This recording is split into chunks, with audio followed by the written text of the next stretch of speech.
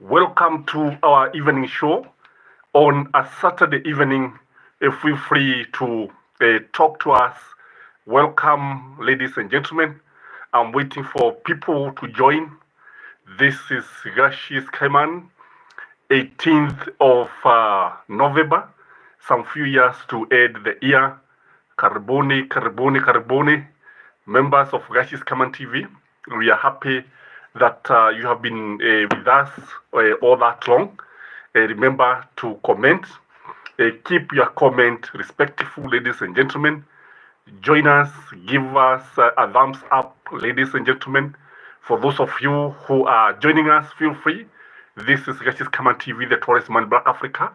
Today we are going to discuss a number of issues. You can see what we have there. It is a very, very interesting topic, the cabinet reshuffle. What is cooking? That is a big question, ladies and gentlemen. For those who are joining us, kindly like this video, comment so that we can know that tuko pamoja pale. I can see the number is increasing. Karibuni. We are already 10, ladies and gentlemen. Today, I want us to look at a number of things.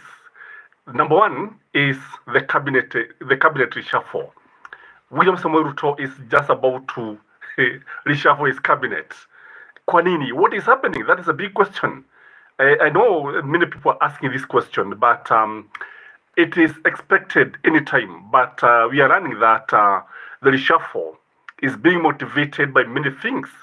The reshuffle, when you look at what has been happening to our government, in parliament, kuna wakati ambapo tuliona Samson Cherargei akisema kwamba Moses Kuria should go.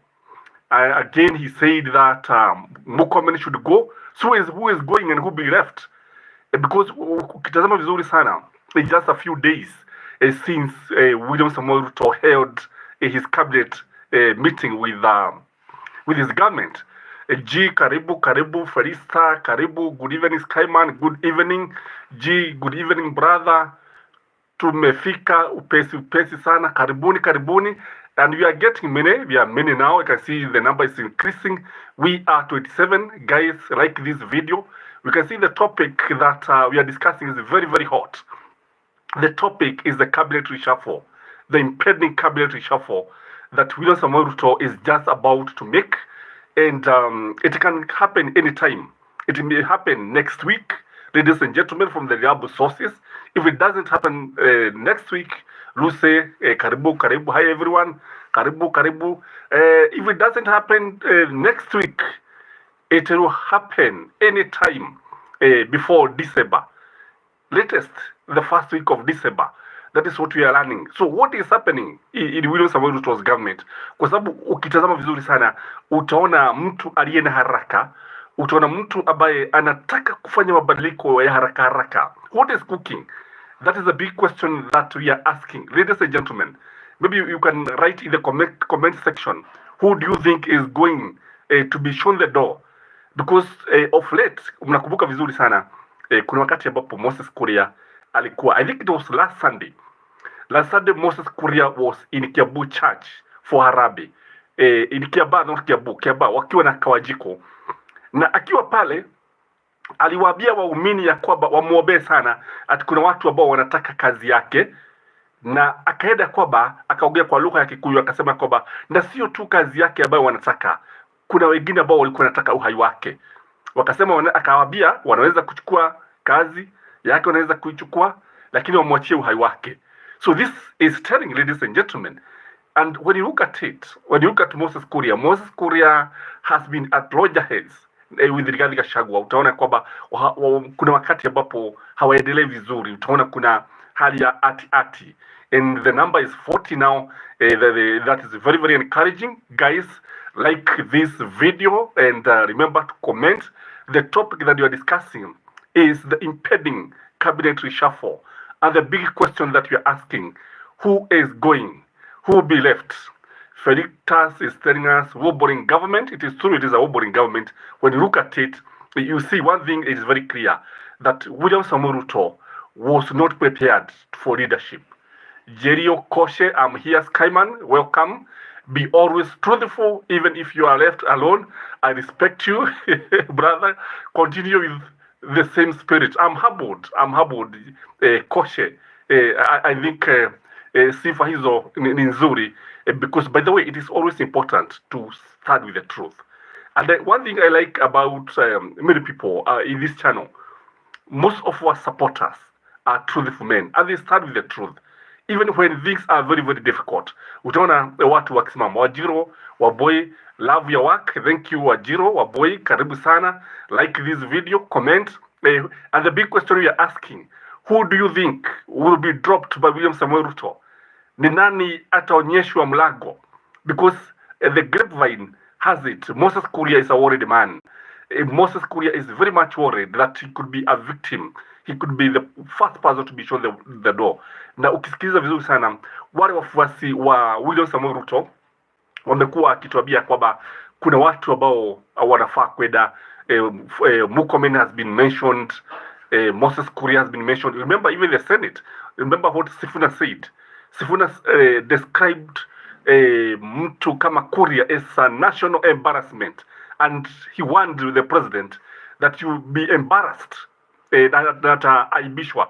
And the cabinet reshuffle is abrupt when you look at it. Sio kitu ambacho kilikuwa pale. G is telling us kwamba Ruto ameshindwa.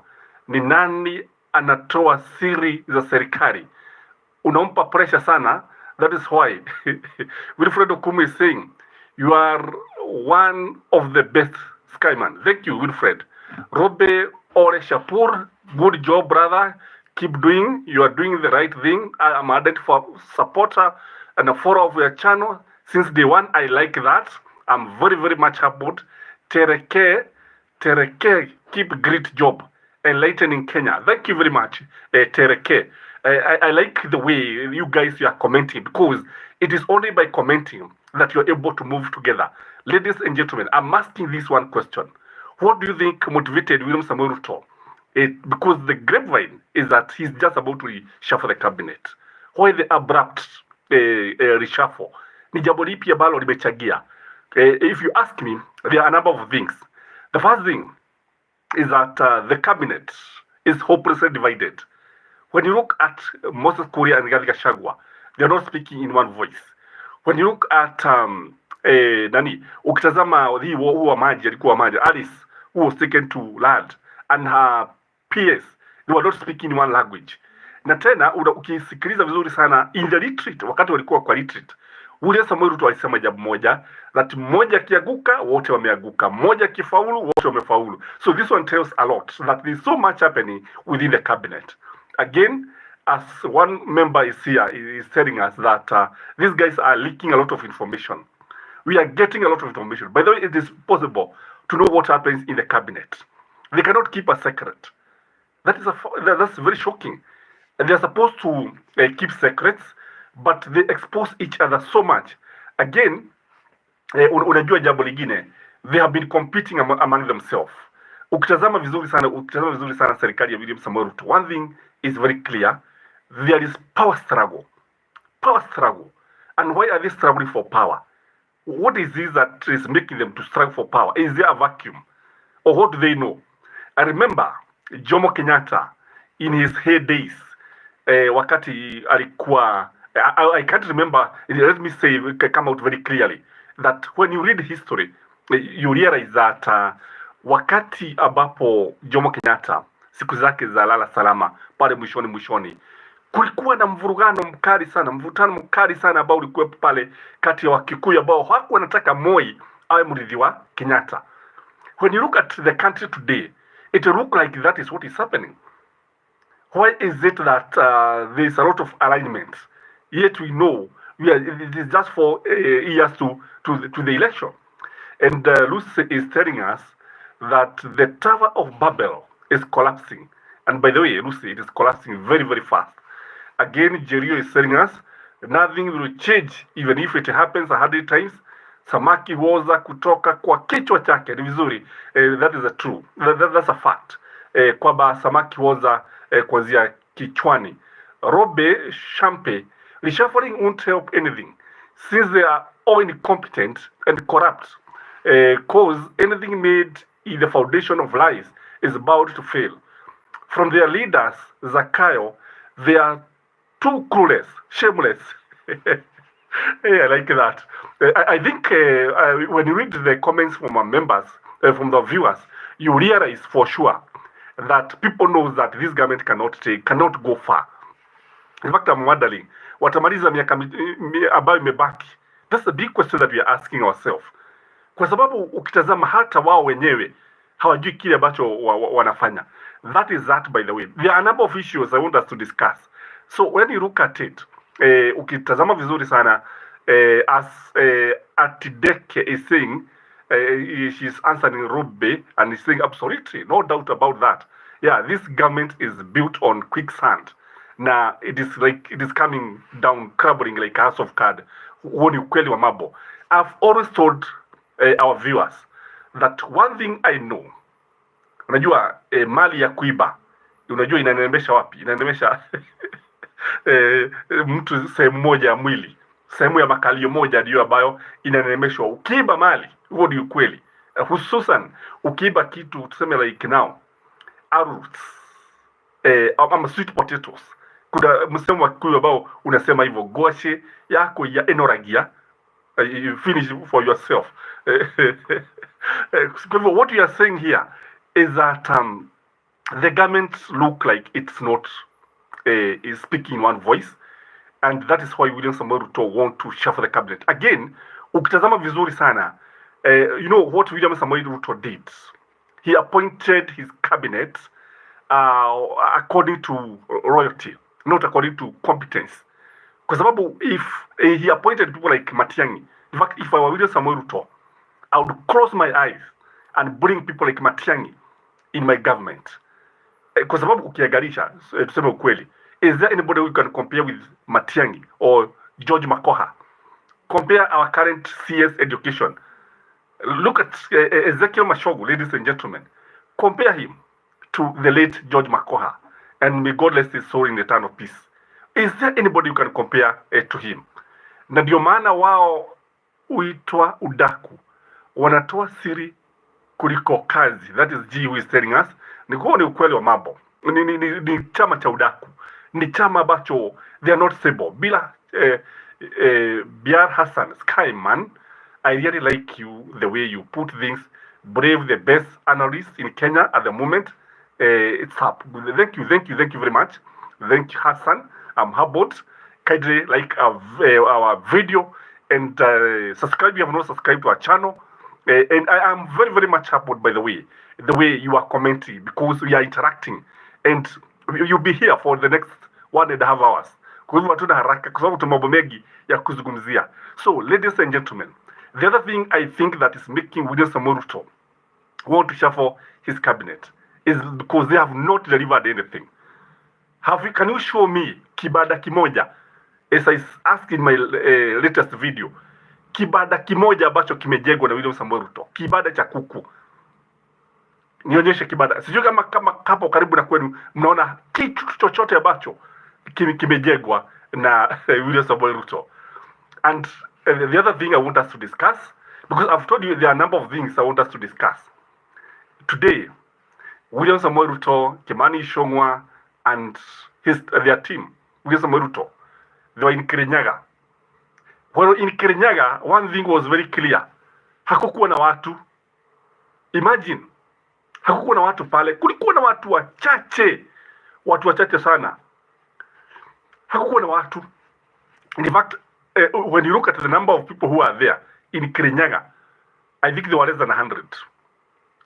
In fact, hata hapa kwa hii channel tuko wengi kuliko wale walikuwa pale, because if you are to count the number of people who attended the Kirinyaga rally, in fact they were scattered. You could count them, and majority of them were security officers. That was shocking in my view. Na si kama vile, unajua hapo beleni unakumbuka tulisema kwamba William Samoei Ruto angechukua maji hivi, aanze kunywa maji hivi, and then the people would clap for him. They would clap for him. They would start shouting because they admired him. Today, William Samoei Ruto is just a pale shadow of himself. And they were not happy, by the way. Na akiwa pale, one thing that I didn't like is the way Kimani Ichung'wah was referring to Mother Karua as Shosho, at Shosho wa huku. You know, that is derogatory if you ask me. And I think this was as a result of frustration. Kwa watu wa kule Kirinyaga ni kama wamechoshwa na hii serikali. In fact, I want you to look at watch the news, whatever, because they are all over the news of nani William Samoei Ruto akiwa kule Kirinyaga na akina Ichung'wah. It will be shown in all channels. I want you to look at the number. Look at the number of people who are there. Look at the crowd. Watu ni walikuwa wachache sana. And these guys were very much frustrated. Very much frustrated. Karibuni wale ambao wanaigia. Ladies and gentlemen, we are actually at T55 now. Watu 55. How I wish tunaweza fika hata 500 because that's a way of showing us that tuko pamoja, and we are coming live and we'll be going live most of the time now because that is what our viewers want. They want us to interact, and I want to thank those people who have always supported us in various way, liking our videos. And maybe you have never known why I keep on telling you to like the videos. When you like the video, YouTube shares the video, and the more you like the video, the more it is shared, and the more it is able to reach many viewers. So those who are outside the country, karibuni. Those who are in Kenya, karibuni, because this channel has members from all walks of life. Kwa hivyo wakiwa kule Kirinyaga, they were not very happy. And when you listened to what they were saying, Kimani Ichung'wah had no much to tell the people. Kimani Ichung'wah alikuwa na machache sana ya kuambia watu. And he started by telling people about Raila Amolo Odinga. And here, let me now tell you something very funny. Do you know why William Samoei Ruto chose Kimani Ichung'wah to respond to Raila Amolo Odinga? Ladies and gentlemen, I want you to write what the reason why you think, according to you. When Raila Amolo Odinga released the dossier, wakati ambapo alionyesha watu vile ambavyo serikali inaiba mafuta, that bulb for every liter of petrol, the government of William Samoei Ruto chose Kimani Ichung'wah, who is the leader of the majority, to respond to Raila Amolo Odinga. What do you think, ladies and gentlemen? What do you think? Maybe I want you to write in the comment section so that others can read. Because according to me, there is just one major objective.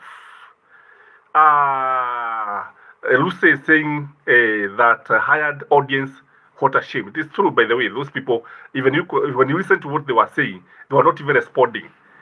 Yani hawakuwa na jibu. And when people are not responding, you know that they are watu hamko pamoja, hasikilizi. It was just a one-man show. Ni kama serikali ilikuwa inajizungumzia, ilikuwa inajisemesha. So what we are saying here is that Kimani Ichung'wah was hired because one, Kimani Ichung'wah is a Kikuyu. Two, he is a majority leader. Three, he comes from Kiambu County. And now the fact that he's a Kikuyu, William Samoei Ruto wants this battle ya mafuta ionekane ni ya Wakikuyu na Wajaluo. That's the way the government want to make this debate to appear petty.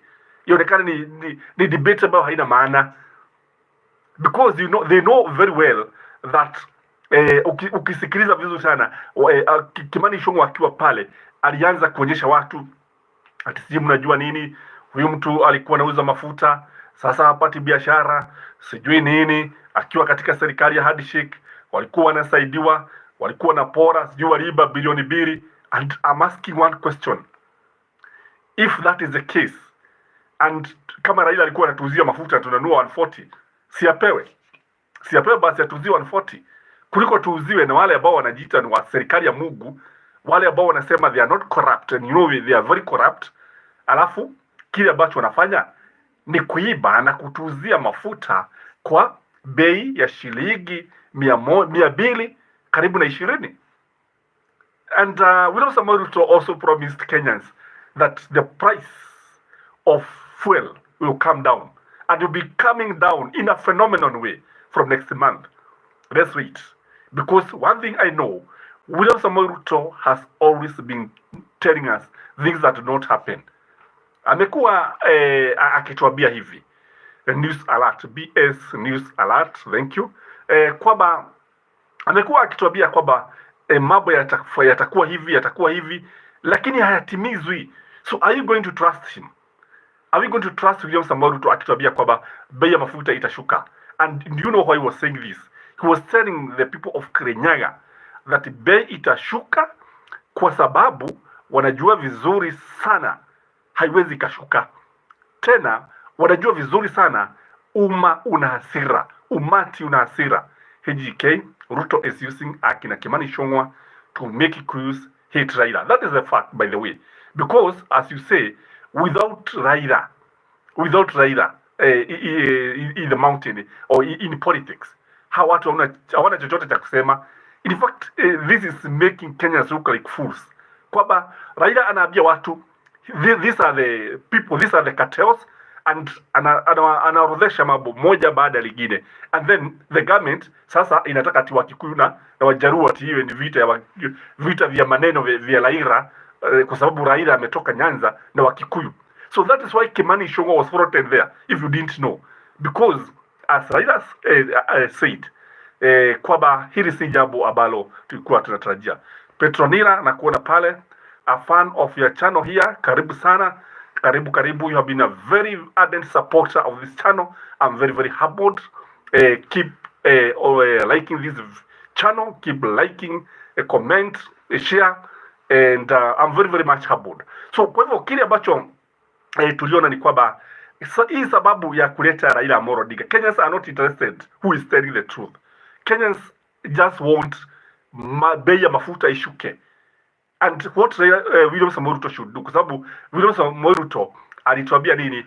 Alituambia ati mjue nini? Ati serikali is not in the brokerage business of fuel. But you see, zile kampuni ambazo zilitajwa pale, tumeona zimejitokeza and they are trying to defend themselves, lakini ukitazama vizuri hamna lolote ambalo wanasema, hamna la maana, hamna, wao ni bure kabisa. Kibaki angekuwa pale angewaita mafia kuku, bure kabisa. I like Kibaki because Kibaki will not mince words. And so William Samoei Ruto bado ataendelea kutoa ahadi. And by the way, have you noted one thing about our president? Our president keep on repeating one word. Tumekubaliana. After every one sentence or two sentences anasema tumekubaliana. Hawa watu ambao watakuwa wakitoa huduma watakuja wanapima kama uko na kisukari, kama uko na pressure, alafu ukienda hivi tumekubaliana hivi tumekubaliana. So hii mambo ya kukubaliana is meant to lower the anger also. Ati ndio watu waone kuna mambo ambayo yanafanyika. Kuna kitu kinafanyika kwa sababu ukijua. I want you to listen to William Samoei Ruto's speech. Gachie Skyman, wait for Itubi to spin this code reception. Serikali ni ya tutatega. That is true. Paul Ebo, good job. Thank you guys for the way you are commenting, for the way you are liking this channel, the way you are commenting. By the way, when you comment, we are able also to get the feeling of the people on the ground. Kwa sababu ukitazama vizuri sana, the reason why they also went to Kirinyaga, kwa sababu walikuwa wameenda pale kufungua sijui barabara, sijui Waiguru alikuwa pale. And when you look at Waiguru ukimtazama vizuri sana utaona kwamba alikuwa ameonekana amechoka sana. Alikuwa amechoka. And something else that was very, very interesting. Tuachane sasa na hiyo ya nini? Ya Kirinyaga. Gatondo kulikuwa na mambo leo. Ati Wakikuyu wanaitisha uchaguzi. Ati uchaguzi. Barabara zimeachiliwa. Hawana mahali pa kupitia. And the guy said to cut trees. Logs of wood. Yani wakakata miti. Wakaleta hii miti. Wakafuga barabara. Then vijana, wanaume peke yao ndio walijitokeza pale. Hasira. And they were blaming the president. They were blaming the deputy president. They were blaming the governor, Kimani Matagi. They were blaming the MCA. And the MCA was nowhere to be seen. They were very bitter. They have been abandoned by their government. Hadi Wakikuyu. Imagine. Sasa uchaguzi inaweza kufanyika jameni. Those of you who are lawyers here. And I think we have all read the constitution. Unless the whole government resign. I think, or unless William Samoei Ruto is impeached. If he is impeached, we can have the deputy president as the president who will complete the term as his first term, which is not something that is good. Na wengi najua hamngetaka kuona Gachagua akiwa president, what you kweli. Lakini Wakikuyu jameni, that's what I'm saying. If you go to Rift Valley, the Kalenjins are not asking for another election. Wanasema wanataka uchaguzi mwingine wa Kikuyu. By the way, that's what they are saying. Kwa sababu wamechoka. Na sikuwa natarajia. And that's why I'm telling you guys that William Samoei Ruto did not, okay, he had votes in the mountain. You cannot deny the fact. But I know, and if the servers will be opened, this is something that will be discovered, that Raila had more votes in the mountain than William Samoei Ruto. Huwezi ukaniambia sasa kwa nini wanakasirika haraka hivi? Unajua kama walichagua serikali, because I also agree, bado kuna wengine Wakikuyu wachache bado wanauga mkono William Samoei Ruto. Lakini sasa kama unavyosema Felistas, hatupaguigwi. Walikuwa nasema hivyo, hatupaguigwi, ni kweli. Kumbuka ule wimbo wao, tutaamka mapema tukachague William Samoei Ruto. Na sasa wanasema sasa wamebadilisha wimbo, tutaamka mapema tukamtoa William Samoei Ruto come 2027. That is the song in the mountain. So you cannot tell me these people voted for William Samoei Ruto. You cannot tell me. And I want to say this very clearly, that the government should be very careful this time. Because if Raila tells people to go for maandamano, or if people decide to go for maandamano, William Samoei Ruto will not be able to stop this maandamano.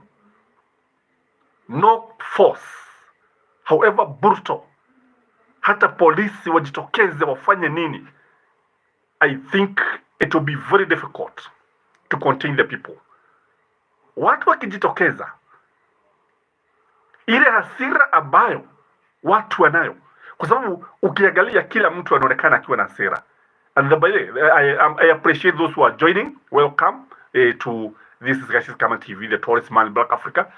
Continue liking our video, continue liking, commenting. Maybe you can even ask a question. So what we are saying here, if at all, and this is something that is going to happen, if people go for maandamano, I'm telling you, it will be so difficult for the government to stop this.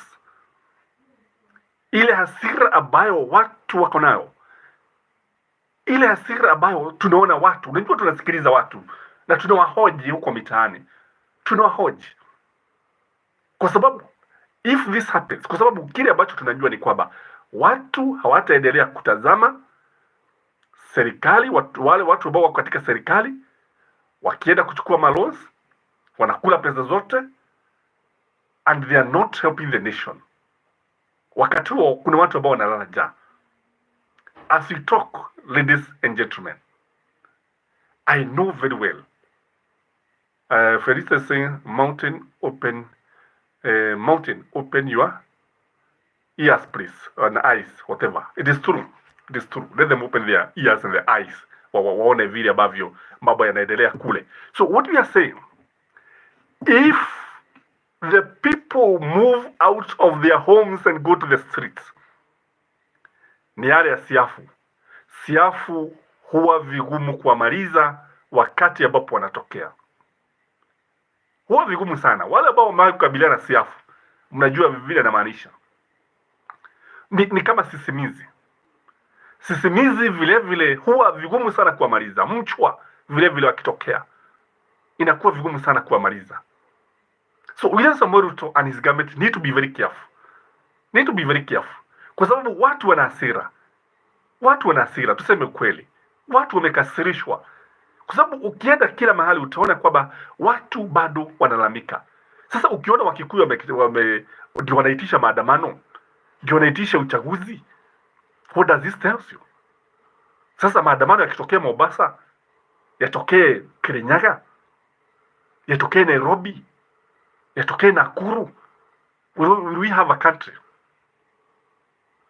I think these guys should stop vomiting on our shoes. They should stop vomiting on our shoes. Acheni kutapikia viatu jameni, kwa sababu serikali mnayo, mamlaka mnayo, pesa mnazo, lakini hizi nyimbo kila wakati mnatuibia nyimbo ambazo hazina mahadhi. Mwatuambia kila siku sijui Uhuru Muigai kafanya hivi, you are trying to rectify, kule mniharibu na kuendelea. Harun, you are telling us Paul Lebo, use your platform to advise Azimio to demand a totally new voter register as one of the steps to attain free, fair and verifiable 2027 elections. Thank you, Paul Lebo. Asante sana. And I think this is something that Raila Amolo Odinga, Stephen Kalonzo Musyoka, Martha Karua, Wajakoya, the guys who are now the principals in Azimio, this is something that they need to do.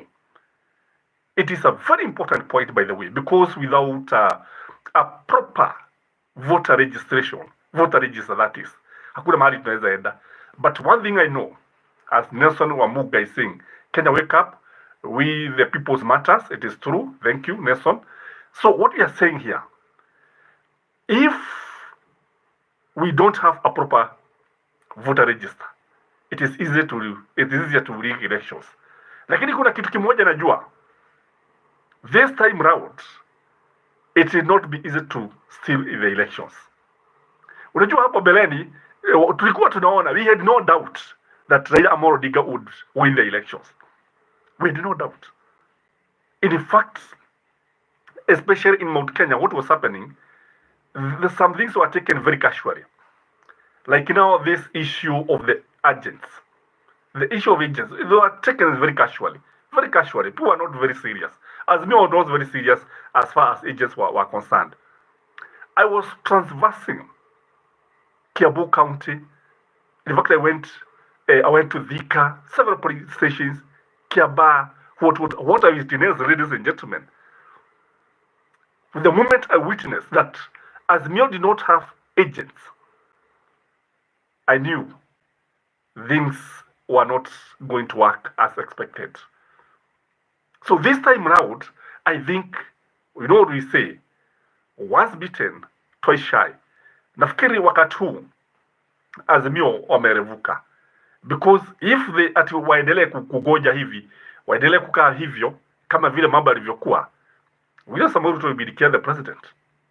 Kwa sababu what I think Azimio thought, walikuwa wanajua vizuri sana, four commissioners on their side, and they didn't know that the returning officer who was supposed to declare the winner is Wafula Chebukati. It is not the commission. That is where they failed. Sasa unafikiri, unajua, if I were to advise them, I could have forced Juliana Cherera to become the chairperson. So let the chairperson be your person, because all said and done, power is grabbed. Power is not given like this, atishika ukunywe kama haya maji.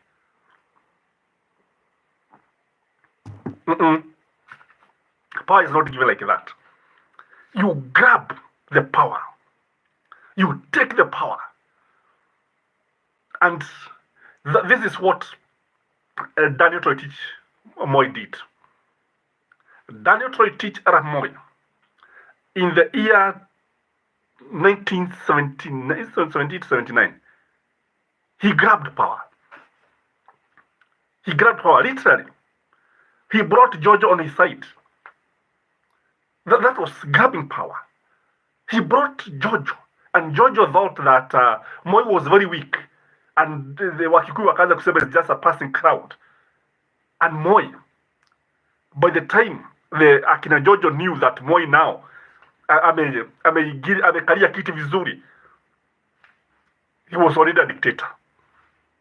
So Azimio should grab power come 2027, and nothing should stop them, whether Kalonzo or Raila Amolo Odinga. But there's one thing funny about Raila Amolo Odinga. You know, Raila Amolo Odinga, one, is the most exciting politician to study as a student of political science. For those of you who want to study politics, study Raila Amolo Odinga, because he's a shrewd politician, a man of many lives, a man who can convert, in fact, anabadilika, and within no time, when you think that he's the weakest, anamka, like now what he has done. And he changes the politics every day. In fact, he determines the discourse of politics every day. He determines the direction of the politics. He sets the agenda of politics every day. So I was saying, the problem with Raila Amolo Odinga, Raila does not believe in grabbing power. In fact, if Raila wanted to be the president, he would have been the president.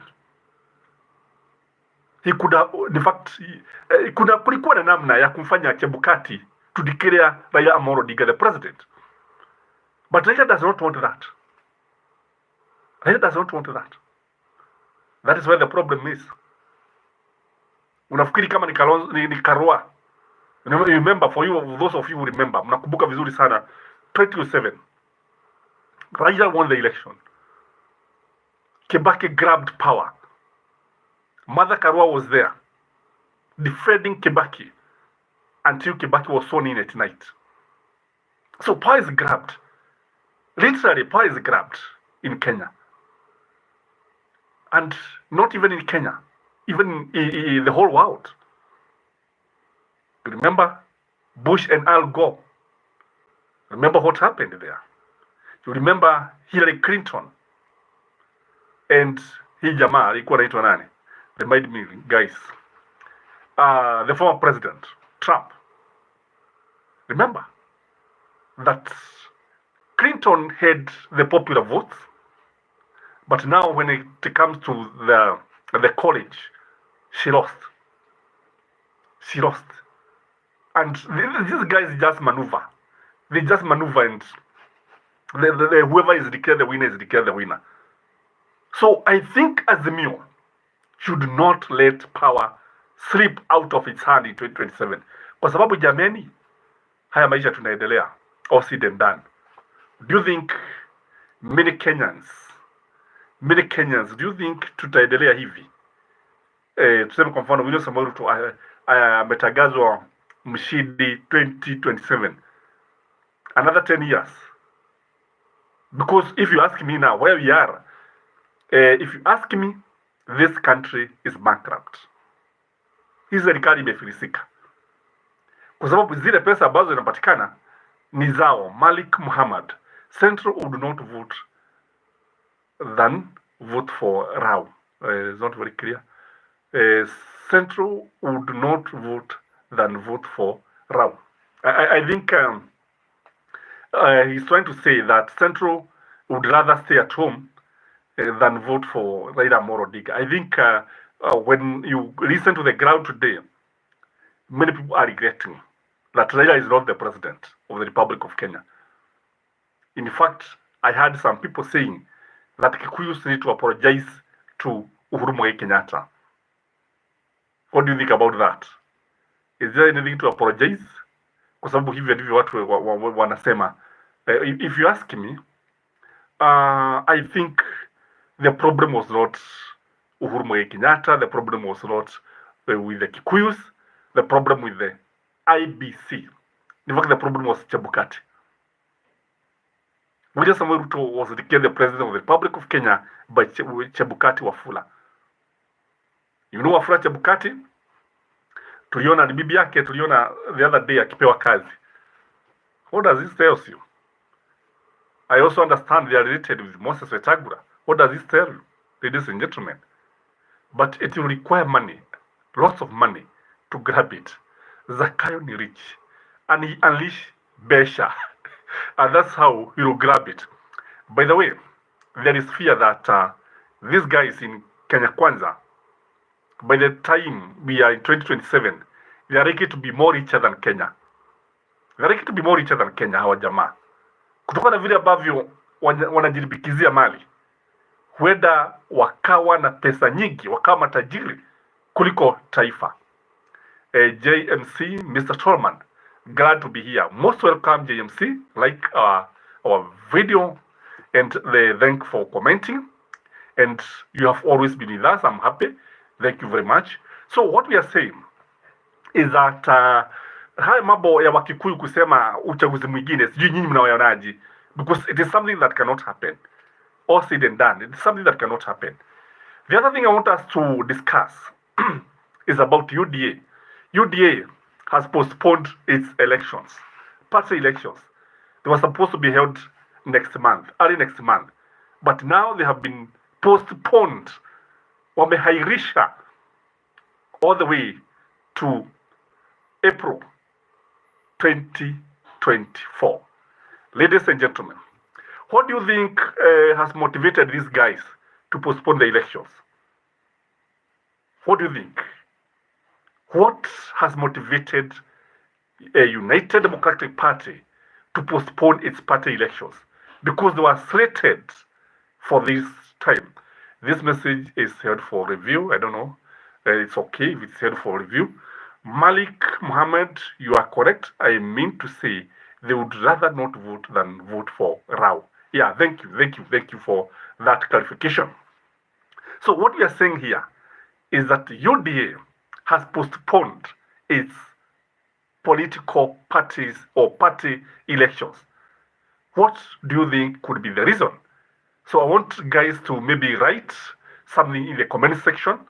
What could have motivated William Samoei Ruto to call off the party elections? Because in my view, there are a number of reasons why I think that William Samoei Ruto called off the party elections. Number one, if you ask me, is there's a lot of conflict. Kuna vita kati ya viongozi wa UDA, and William Samoei Ruto felt that if the party went for the party elections, divided the way it is divided, the party can die. You know, I remember in one of my videos, I told you that UDA was on its deathbed. It was on its deathbed. So what they are doing now, they are trying to resuscitate the party, because they felt that they could not have gone to the election when Musalia Mudavadi ako upande huu anavuta upande wake, Gachagua upande wake nini. This is what was happening, ladies and gentlemen. One, William Samoei Ruto would be the party leader. Dede Nyoro ati our Secretary General. Rigathi Gachagua would be the deputy party leader in charge of I don't know what. Again, Moses Wetangula would also be the deputy party leader, and Musalia Mudavadi. So you can see now. So what the Kikuyu said, and that voice was coming from Gachagua, that the Kikuyus would not accept the party to have 3 deputy party leaders, because according to Gachagua and according to the Kikuyus, they were trying to dilute Gachagua influence. They were trying to checkmate Gachagua. Wakasema hataki hivyo. Again, the lawyers also said that Cleophas Malala should remain the Secretary General. The Karajinis and the Kikuyus told the lawyers, hapana, hapa mkitazama vizuri sana Waluhya muleta tu kura za sijui Bugoma, John Munene. I doubt whether Kenya will go to 2027 if the current situation is not corrected. I agree with you, where we should stop taking money from politicians in exchange for our votes. What happens, I think, unajua poverty is forcing people to take the money. In fact, today I received a call from a subscriber from Nyanza, and he was telling me that people are buying, UDA is buying IDs. Atunapewa giri moja. I don't know why, but what we discussed, what we agreed with the subscriber is that it is wrong to give your ID. It is wrong. But now, kwa sababu ya njaa, hasa watu labda hana chakula, hana nini, because I believe this is part of rigging the 2027 general elections. That is what I think, if you ask me. Because rigging does not happen during the voting day or during the counting of votes. Rigging is a process. Just like Maraga, when he was nullifying the elections, he told Kenyans that election is a process. So what we are saying here is that UDA has postponed the elections. And the reason is because of disunity among the party members and even the leaders. The other reason, as somebody is telling, I've read somewhere, Jasigoti, in my view, he fears infiltrations. It is true. It is true. But I think it is important that Azimio learn this game of infiltrating. Because, unajua sasa, if you don't infiltrate the party, kuna mambo mengi ambayo hamtajua. So he fears that the party has been infiltrated. And the advantage that he has, the fact that he's the president of the Republic of Kenya, it means that he gets a lot of intelligence information. He knows a lot. Felista Atideke, they are trying to paint UDA to look like a mountain party, but it's never gonna be. All this is to try and lure the mountain. It's true, I agree with you. Well, yeah, because what is happening, the mountain, because this is another reason why they postponed the elections. The mountain is not very much interested in this, what is happening in UDA, because there's a feeling in the mountain that they are likely to form another party. Mount Kenya is likely to form its own political party. And once this happens, wakifanya hivi, that is the end of UDA. That is the end of UDA. And that is why Mount Kenya and Gachagua has been very vocal about this. Mount Kenya has been trying to unite. They have been trying to rally behind one person. So kile ambacho wanakosa ni the kingpin. And that is why on that first, this year, in Nyeri, the Kikuyus are meeting. All men are meeting. They have invited Uhuru Muigai Kenyatta. Gachagua has also been invited. Although I doubt whether Uhuru can go where Gachagua is. But I know I told you in one of my videos that I'm also sure that William Samoei Ruto can stop Gachagua not to attend such a meeting. But all said and done, the divisions in Kenya Kwanza made William Samoei Ruto to postpone the elections. The other thing that made him to postpone the elections is because unajua huu ni wakati wa sherehe, time for celebrations. And during the time, such a time of celebrating, jambo moja ambalo tunajua ni kwamba many people may not participate. Wengi huenda kwa wamesafiri, and parents are also struggling to get money to pay school fees. Unajua wazazi wana matatizo mengi sana kama unavyojua. Wale ambao mnajua kuna, especially those who have children in boarding schools, they will pay a lot of money. School fees has been quadrupled in some cases. Some instances it has been doubled, others tripled. Unapata mahali ambapo first time a school is supposed to charge, say, something like 42,000 per year, but that's the money you are supposed to pay in one term in the same school. Wakati huo hajaweka pesa za nini za tuition, hajaweka sijui za nini. In the final analysis, by the end of the year, unapata karibu kila mzazi end up paying about 100,000. So this could have motivated William Samoei Ruto to postpone the elections. That there are so many celebrations, watu watakuwa hawako pali pamoja, watakuwa wamesafiri, watakuwa na shughuli nyingi. It means that many people not have bothered much with the elections. So when you look at it, we may ask ourselves, where is Azimio? As we talk now, where is Azimio? Is Azimio prepared? Ukiangalia Azimio, wewe unaonaje jameni? John Munene, there's division in UDA, and that is why UDA elections have been postponed. Yes, I agree, John. It is true. There's a lot of division. And they fear that if they go to the elections divided the way they are going to be embarrassed. And the party is going to break.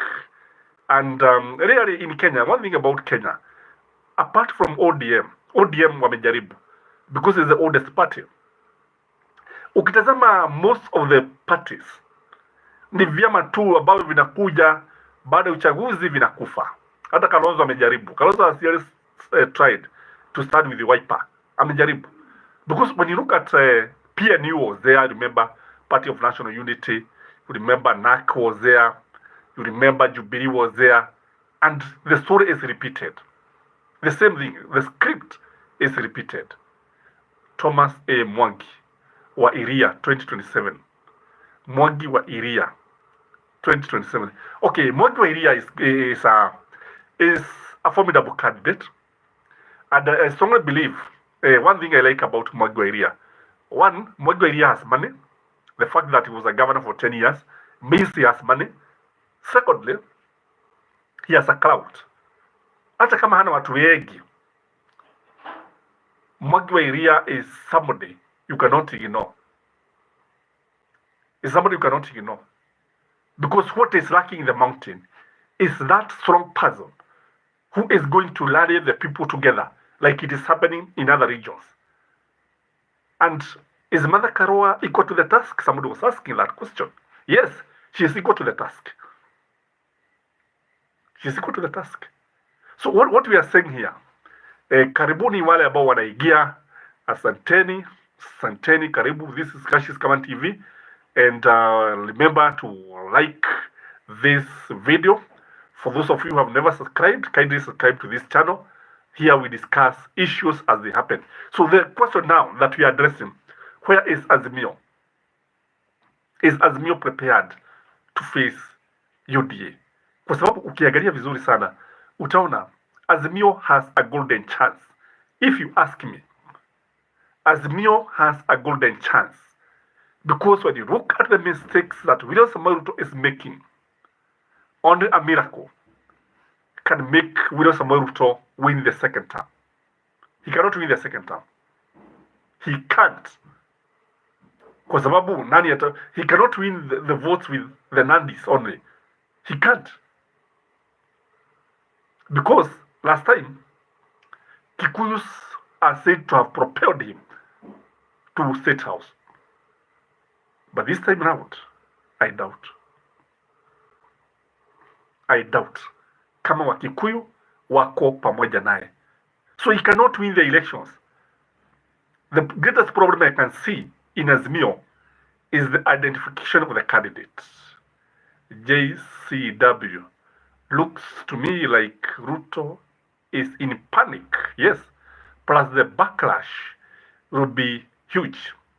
If he rigs the 2027 election with the current rejection trajectory, my friends, 2027, 28, itakaa picnic. No, 2007, 2008, itakaa picnic.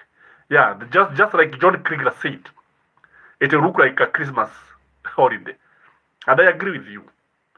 I think Kenyans are not ready for a rigged election. They are not ready. And the elections must be transparent, must be verifiable, na lazima ionekane. Peter Nyongesa, where is Peter Kenneth? I wish he was active in Azimio. I also wish the same. But when you look at Peter Kenneth has a funny character. He's a funny character, by the way. After every election, he disappears. He hibernates. Anaenda kabisa haonekani. But 1 year to the elections, he resurfaces. And he has always been doing like this. Na ndio sababu unaona watu wengi tunamuita mzugu. Because his behavior is like hizo za nini? Za wazungu. Unajua wazungu on the campaign, during the campaign. And Peter Kenneth has been like that. At Gachie Skyman, some carries are already out of him. Oh, it is true. That's true. Because you see, William Samoei Ruto is hurting everybody. From his tribesmen all the way. Hakuna mtu ambaye anasazwa. Hakuna. And you know, today I was asking myself, is William Samoei Ruto interested with his second term? Is he interested with his second term? Kwa sababu ukiangalia, he is so destructive. He is destroying everything. He is destroying the economy. Look at the dollar. The shilling is getting a thorough beating. Now, ukiwauliza, as somebody put it today, that you cannot ask them why the dollar shilling is losing so much. They say you cannot live a lie like the former regime. Ask them why the fuel price is very high. They tell you cannot live a lie like the former regime. Ask them why there is a lot of joblessness. They say we cannot live a lie like the former regime. So that's the answer that you have been telling us. Like the way they used to tell us, fertilizer is a panacea of everything. Ukiuliza swali, anakuambia expecting bumper harvest. Ukiuliza kwa nini bei ya stima iko juu, it will be solved by the bumper harvest. Now that's the kind of reasoning that we have with this government. Somebody is asking Gachie Bukwa, wapi Maina Kamada, Mr. Skyman? That is something that has been disturbing me also. And he's not alone, by the way. Wengi wa wale watu ambao walikuwa Azimio, especially the Kikuyus, most of them walitoroka. And I know, I can tell you the reason why they ran away. You know, they had, ni kama vile Atori. Unajua, they cannot do like Atori did. Unajua, Atori had to eat a humble pie. Sasa yule ambaye alikuwa anaambia watu ati wakateni miti sogoi. Sasa ndiye mstari wa mbele kusifu William Samoei Ruto. He has no principles. So watu kama Kamanda, because you know these guys are rich. And these guys, what they do, they fear for their wealth. They fear. Hawataki kusumbuliwa sana. And many cannot put a spirited fight. Like Mother Karua. You know, one thing I like about Mother Karua, you know, she cannot steal. Mother Karua is very trusted.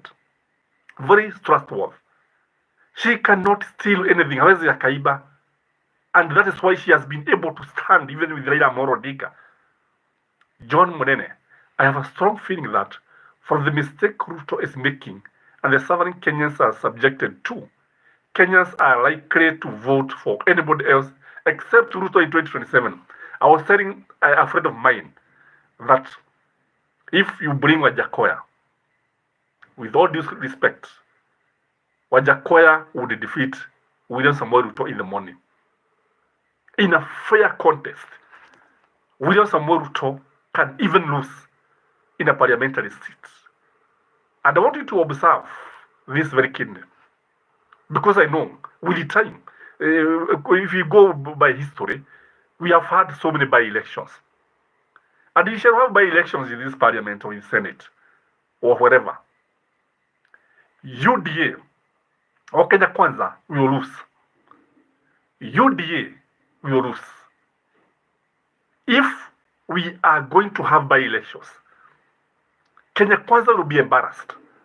And I pray we have a by-election somewhere. Tuwe na uchaguzi mdogo utokee mahali Mount Kenya. In fact, I would love to see the contest in Mount Kenya. Say Kiambu, mahali kama Gatondo hivi, ama mahali popote Kiambu, ama Murang'a. But Murang'a I doubt. When I look at Murang'a, I have some doubts. Murang'a seems bado ni kama bado wako na William Samoei Ruto. But when you go to Kiambu, when you go to Nyeri, by the way, the funny thing is that Gachagua does not have much support outside Mathira, outside the Mathira constituency. In Nyeri. Again, when you go to Nyandarua, kwanza huko Nyandarua, huko ndiko hawataki kusikia serikali ya William Samoei Ruto. Hawataki kusikia Ruto akitajwa. I think when you look at it, our leaders hibernate wakati mambo yana chacha, wakati mambo yana you know, when they feel that they are not benefiting much. Because when you look at it, all said and done, politics is just a matter of interest. They look at the site where the bread is being buttered. And whoever is buttering the bread properly, yule ambaye anakufakia siagi, mafuta vizuri, huyo ndio sasa unaenda kwake. And that is why you saw watu wakivuka sakafu after the elections. Some parties that were in Azimio, joining Kenya Kwanza so shamelessly, because Kenya politicians have no principles. They have no ideology. And in fact, the only two leaders I know in Kenya who have principles and ideology are Raila Amolo Odinga has a principle and an ideology. Martha Karua is principled and ideological. Wajakoya also is coming out as somebody who has principles and ideologies. JCW, I've just watched a video of Ruto lying to Kirinyaga people about Fero Manenos. The reception was very telling. Watu wamechoka. Ni kweli. I've just said it.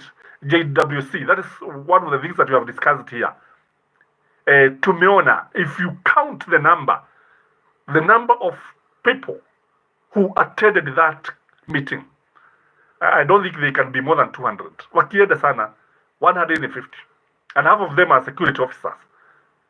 William Samoei Ruto is no longer attracting crowds. Na kule Kirinyaga ni kudanganya tu. Si umesikia JWC? Si umesikia anaambia watu ati bei ya mafuta itashuka. Itashuka mwezi, anasema ati mwezi huu ilishuka. Nini ilishuka jameni? 1 bob.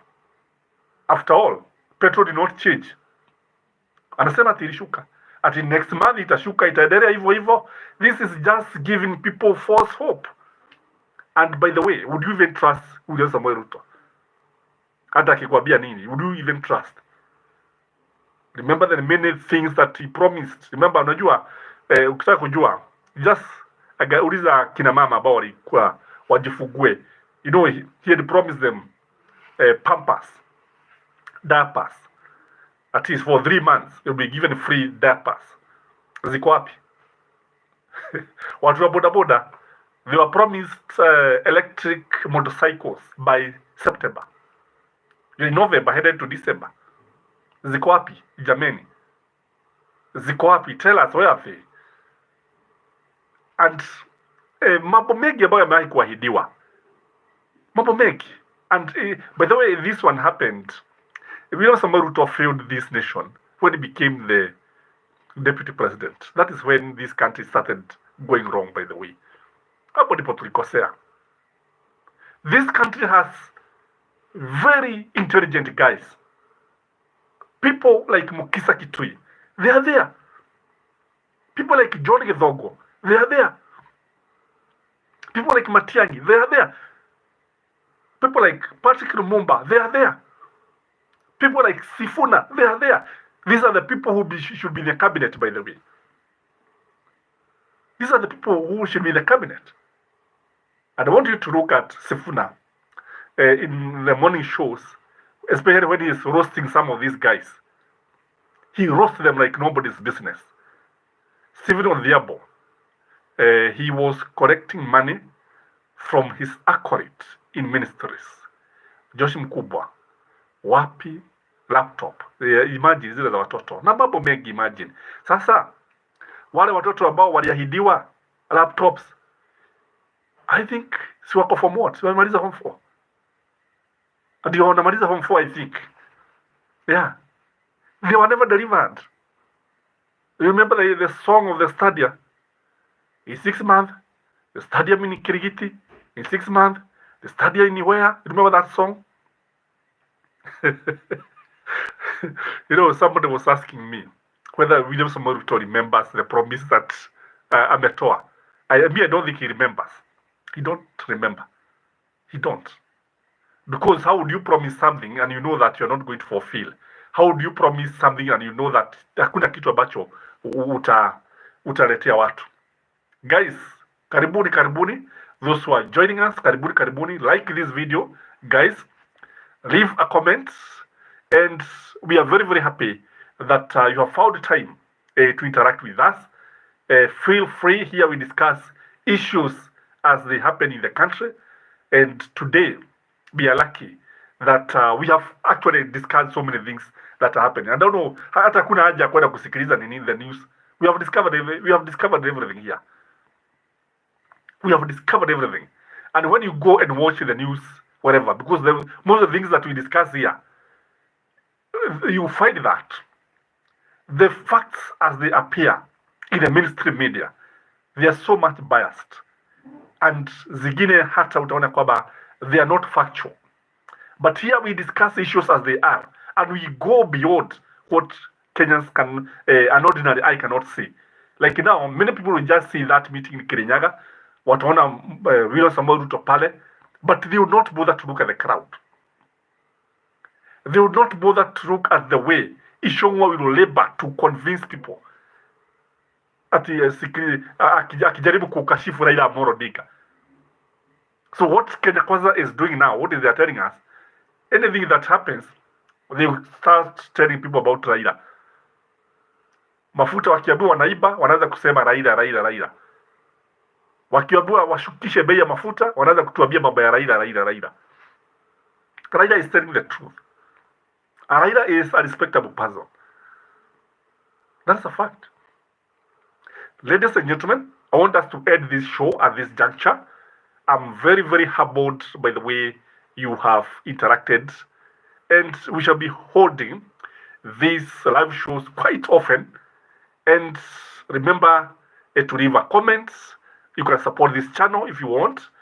Remember to share these videos. And feel free even to ask or comment even after this show, because this show is already published. Have a blessed weekend, and bye-bye.